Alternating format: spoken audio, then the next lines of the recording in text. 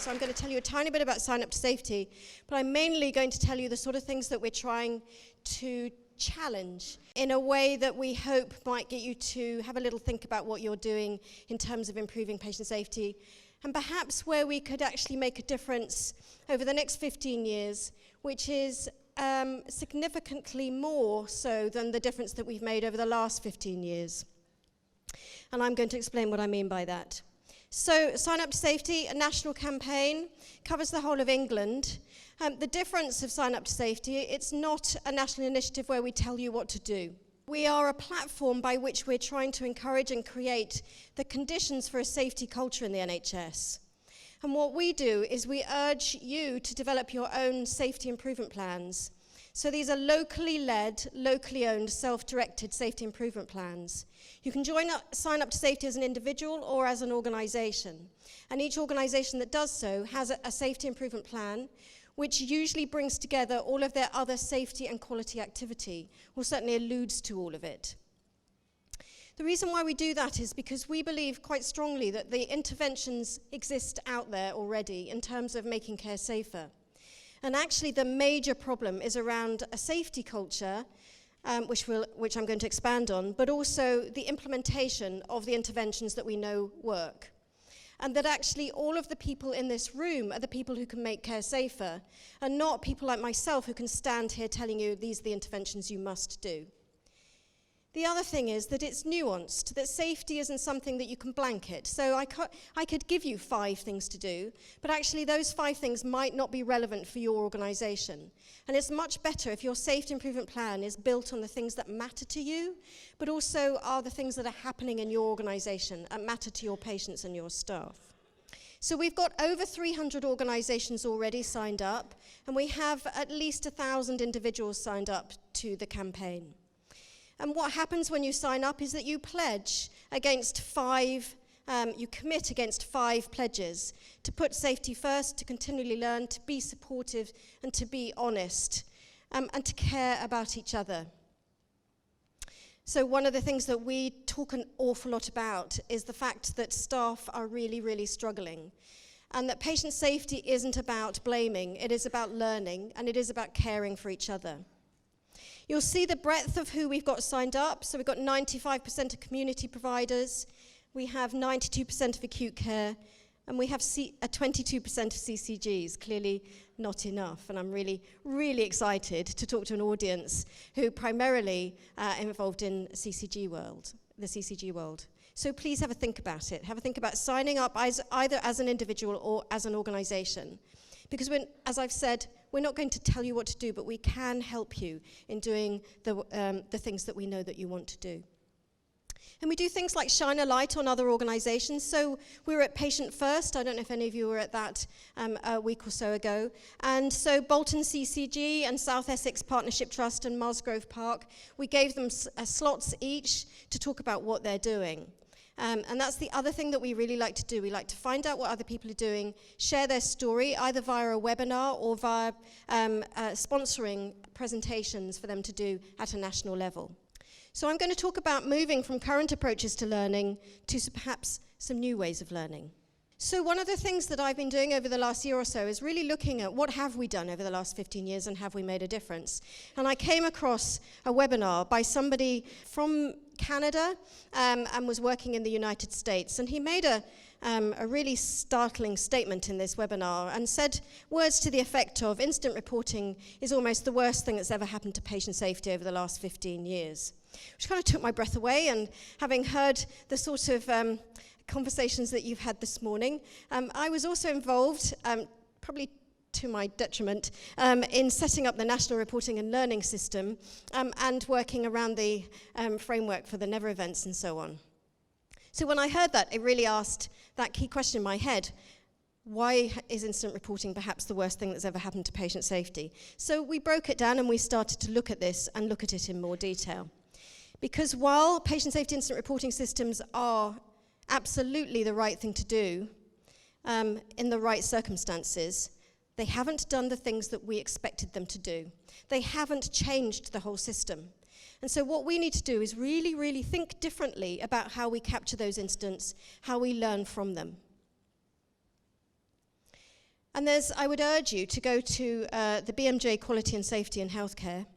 There's a guy called Carl McRae, a guy that's sort of got human factors plus risk resilience and engineering and all sorts of other wonderful bits of expertise against his name. And he wrote an article called The Problem with Incident Reporting and said we collect too much and do too little. I don't know if that resonates with anybody in the room. And what he talked about was that the NHS is full of filing cabinets. I, quite some time ago, was a risk manager. That's pretty much what my office looked like. It was about 10 of them. Filing cabinets full of incident reports and instant investigations. And I had absolutely no chance of really truly analysing them to the depth of expertise that I didn't have, or the ability and the capacity in which I had to do it. There was just me. If any of you are risk managers in an organisation, and it is just you, I feel for you, and come and see me if you need any help. But what we do is we emphasise, and this is emphasised right across the whole of the NHS, from CQC to NHS England to trust boards. Keep collecting, keep collecting. The more those graphs go up, the better. How exciting is that? When actually what we should be starting to do is ask ourselves, when are we going to stop with the collecting and start with the learning and start making a difference with what we're collecting and collect better? So have a think about the incidents that either you report or you've been involved in or you actually receive, and it's your responsibility to do so. So if you receive the repeated same types of things time and time and time again, what you do have is a good reporting culture in certain circumstances for certain incidents. But what you don't have is a good learning culture. So what we know in the National Reporting and Learning System is that consistently, year on year, falls have been the highest number of incidents. Are they the highest type of incident that happens in the NHS? I'm not entirely sure, and I almost would say no. But they're the highest reported instance because they're easy to report and they're the things that we've drummed into everyone to report. So are we really learning about what's going on? If you think that you've got a decreased reporting in a certain area, think again. Does that really tell you that you're learning about it? Or does it tell you that perhaps you may not be learning about it and people have become numbed to the incident, or they're fed up with the fact that they keep reporting it and nobody seems to do anything about it? So the feedback system isn't working. So incident reports going down aren't always a really good indication of a good safety culture. So an incident occurs, as we know, and we have multiple versions of the same story. We've been looking at some really interesting work by people who are in the kind of behavioral insights world. And there's a guy called Dan Ariely, and he talks about the fact that every 10 minutes we lie. I really thought this was really quite fascinating and started to think about what I'd said over the last 10 minutes and whether I'd lied in any way whatsoever. But he said it is quite subtle. There are some extremes of it, that we lie quite consistently. Others is that we embellish the things that we do. We kind of like to, make ourselves feel good about life, and sometimes we might make things better or even maybe even worse. And so the whole truth, do you always get the whole truth and nothing but the truth when you fill out an incident form or when you conduct an incident investigation? So I would challenge that actually sometimes you may not get that. So we get multiple versions, but we only tend to look for one. And those reports are all too brief and sometimes inaccurate and occasionally extremely biased, as we've heard this morning. And then we try to use them for learning. But then let's move on. The incident has actually triggered an investigation. How brilliant is that? But you've got this time thing. And that time thing, if it was anything to do with the instance that I ever investigated, was months and sometimes even years. And you're asking people to recall what they did quite some time away. If I asked you tomorrow to recall every minute detail of what happened today, I'm sure that you would struggle to find the sort of things that you'd like to remember. And I know sometimes when you've been involved in an incident, as I have myself, that sometimes things can be really sharp in your recall, but other things aren't. And also has been explained this morning, our brains play really funny tricks with us. The incident that I was involved in was 10 times the dose of a drug, and I was convinced I saw a certain milligram when in fact I delivered a different milligram. And as has been said, that's what your brain does, and it's really weird. So we have poor recall, really poor records as a result, and really poor reflection, and which leads to, unfortunately, superficial learning. Now, that's Not so bad if we're talking about minor incidents or near misses and so on. But imagine that we use all of this information, not only at a local organization level, we might use it as a regional level, and we also then tend to use it at a national level to set policy direction, to move and shift resources into certain areas, and to focus attention sometimes in one place away from another. So please let's not base all of the stuff that we do on a daily basis on superficial information. The other thing that we do is we're really good at shouting at people, and we're really good at telling people just to get on with it. I go around the country, I'm really privileged to go and do all sorts of things. And I attend a number of meetings, and I attended a meeting of district nurses, around about 30 or 40 district nurses. They all sat around a table looking pretty scared and worried, and they all clutched huge pieces of paper. And they had to explain the pressure ulcer that they'd been involved in, or their team had been involved in, and they had to declare whether they thought it would be avoidable or unavoidable, and it could be put on some sort of tick list. And I thought that was terrifying. I thought that was no way to learn. When each of these stories were told, instead of really learning from them and really kind of supporting and consoling the people involved, because all they really want to do was care for their patients, they were just told to make sure that they implemented things differently the next time round. So we're very good at telling people to implement things when actually implementation is one of the hardest parts of safety. The other thing is that we rely on experts, and we think that there are experts in the room, and we think that they're amazing, and we stand them on platforms like this to speak and spout forth at you, and you think that they're the people who are the right people. Actually, sometimes the people who are the right people are you. Actually, most of the time, the right people are you. The people in this room know more about safety than I do in most respects in the area that you work in. And actually, sometimes the real influencers are those people that can network massively, brilliantly across your whole organization. We always know somebody. Go to that person, because that person will know exactly what you do for that situation. We always know that we've got people in our organizations, and they intersect across the whole of organization. You need to know who they are, because they're brilliant. They're brilliant people to know. And it isn't necessarily because they have a title, or that they sit on a board, or that they're deemed some kind of expert. And one of the things that we're slightly worried about is that we focus on one harm at a time. And what I mean is that what we do is we look at falls, or we look at sepsis, or we look at pressure ulcers, or we look at medication safety. And what I would quite like us to do is look at those things quite naturally, but look at them through a different lens. Look at them through the lens of the cross-cutting system and human factors. The communication, the information, and all of those things that go wrong time and time again, for every single thing that goes wrong, no matter where you work and no matter what organization you work in. And those are the things I believe we should be addressing from that angle, rather than simply focusing on falls as a separate subject. Because what happens is that we tend to forget some of those things. So if we really just drill down on sepsis or VTE or falls, we might not work on things like distractions or design or procurement. And those things are incredibly important. The whole system approach to looking at safety is vital. So 6 things that you can do differently. I can't stand people who stand up here and tell you what's wrong with the whole system and then don't actually tell you what to do about it. So we've been thinking about how we could do this differently. So avoid swamping your system with what Carl beautifully describes as the catch-all approach to incident reporting. Really think about how you can design something differently. And we do genuinely have some individuals across the NHS who are trying this out. So see if you can catch less, and try to convince your board that's the right thing to do, and I'll be right behind you. Focus on capturing incidents that provide serious, specific, or surprising insights. Because in the main, we know how many people fall, and we know why they fall, and you could capture the same incident form for about the same next 100 or 1,000 people. But park those to one side, start learning from them and do something about them, and start then looking at things that might be more surprising and different in your organization. And use those incidents to identify and prioritize your activity. And then use those to start to understand what the culture you've got in your organization, and expect your reports to be inaccurate and incomplete. So don't go around trying to get more and more and more and more information at an instant reporting stage. Use those to trigger the further information when you come to doing your detailed investigation.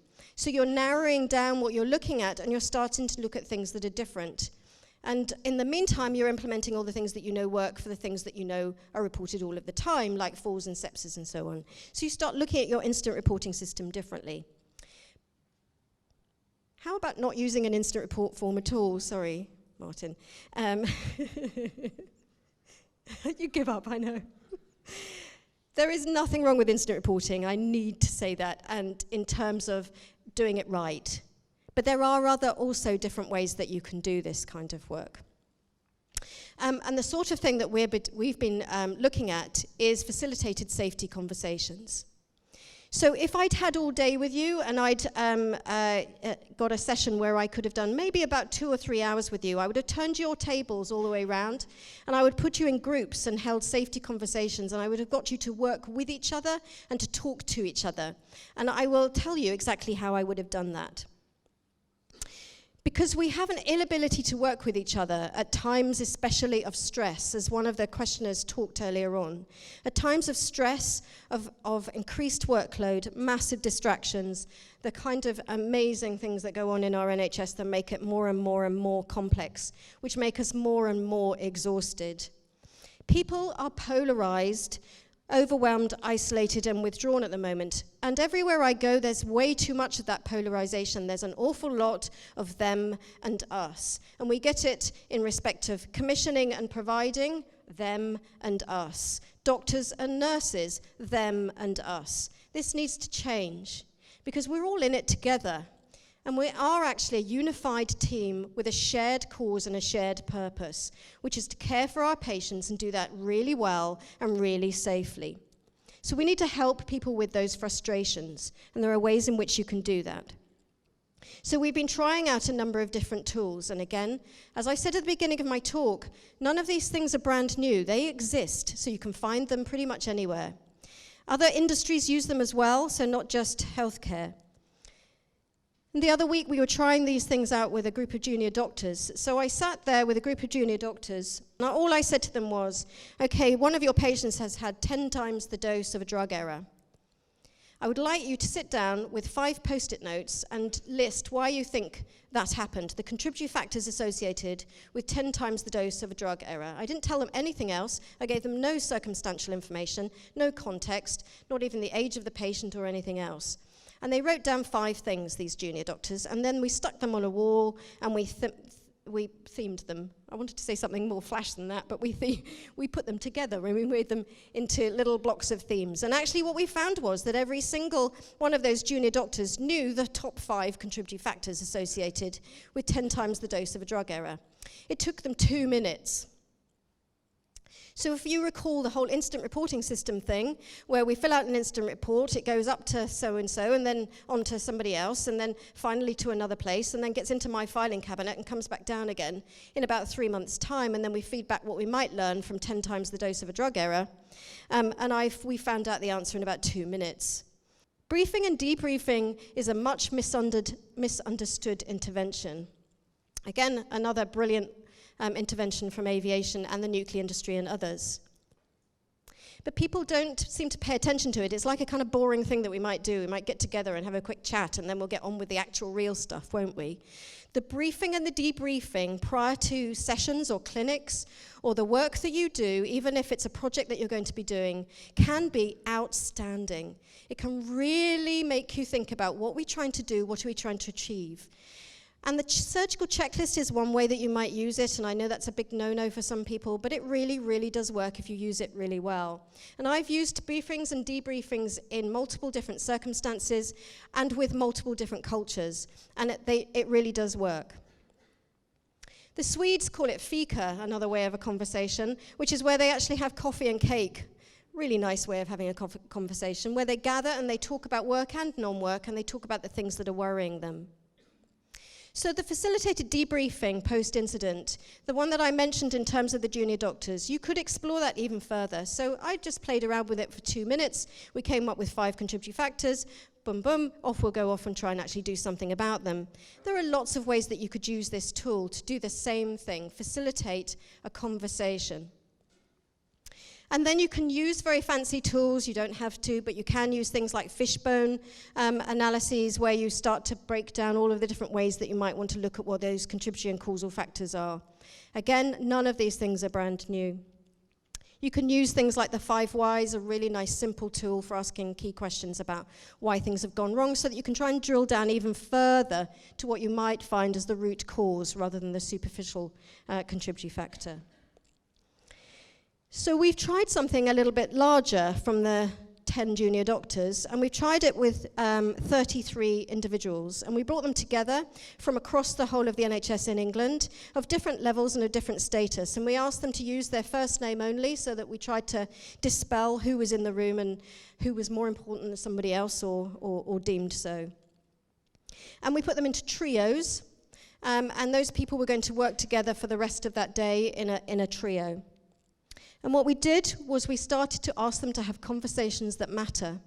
And we did it in a highly structured, highly facilitated way. And what it did was it helped give people the chance to hear other people's perspectives. It stopped what we described as grandstanding, or some people describe as grandstanding, which is where you have one person who has a very entrenched point of view. This is my point of view. I know I'm right. I'm going to keep going on about it until I've gone blue in the face. And those people sometimes need to stop speaking and sometimes listen and hear from other people about what's going on. And we started to share collective discoveries about the questions that we were asking about safety. And the key things are that you make it a comforting and a comfortable space, so that you use all those things like respect one another, don't say anything that's going to upset people, Chatham House rules, be confidential with the information you're hearing. But most importantly, explore questions that really matter to you. So you might set your question, which is, why is there such an implementation gap between theory and practice? Or why is it that we feel the need to blame people when something goes wrong? You set yourself a question and you have a conversation.